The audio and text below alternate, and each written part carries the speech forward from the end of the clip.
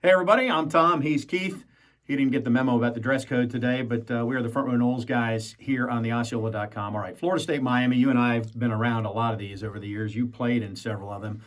4-4 versus 4-4, not as much at stake from a national standpoint, but when you look at the two teams, two programs, pretty significant, both for Manny Diaz, who's in year one, and also for Willie Taggart in year two to try and get a win over a rival. When Coach Bowden arrived in '76, he was astute enough to know, and even said so in his first press conference as the head coach at Florida State, you have to win the state championship. That's the foremost thing you have to do if you're one of that what was then the big three. Same thing applies now. Coach Taggart had experience with that last year. Florida State got up by 20.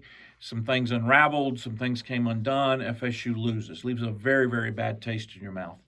Obviously, we got first-year head coach, so he's been there some time with Manny Diaz, and they both are sitting at 4-4. They're both on the hot seat. By no means am I saying that either one of them is going to be fired at the end of the year, but they're just facing a lot of criticism.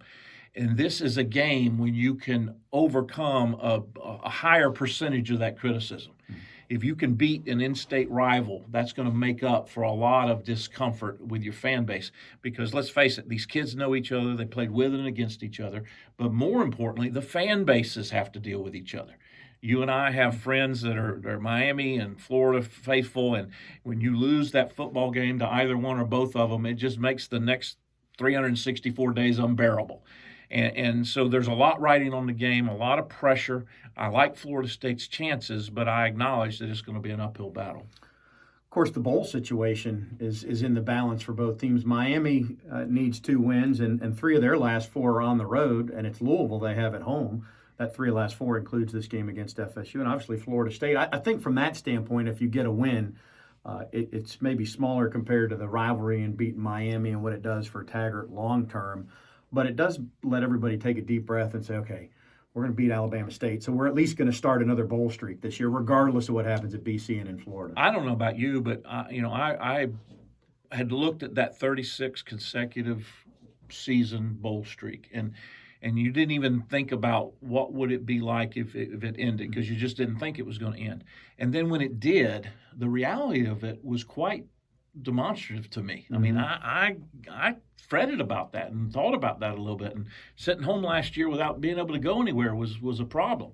So I think getting bowl eligible, beating an in-state rival, getting the fan base back on our side, getting in position to finish out the year. And of course, you play Florida at the end of the game in the season. Pardon me.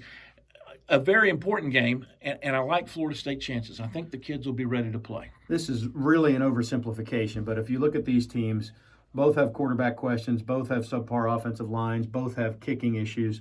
Miami has the better defense. Florida State has the home field edge. But if you look at a wild card, it would be the wild Cam, I would think. I mean, if you just lined it up and said who could be the X factor, and that would be good because he wears garnet and gold. QB3, I think, is what we're Right. being told to refer to him as. I like it. And if you could get in a little, maybe 1 or 2 forward passes where he's not asked to be a quarterback, but he's just asked to deliver a ball somewhere, I like that too. We've heard he can throw at 60 yards. Let's see him throw at 60 to Tamari and Terry. I like it. He's Keith. I'm Tom. Thanks for tuning in. We'll see you next time here on the Osceola.com.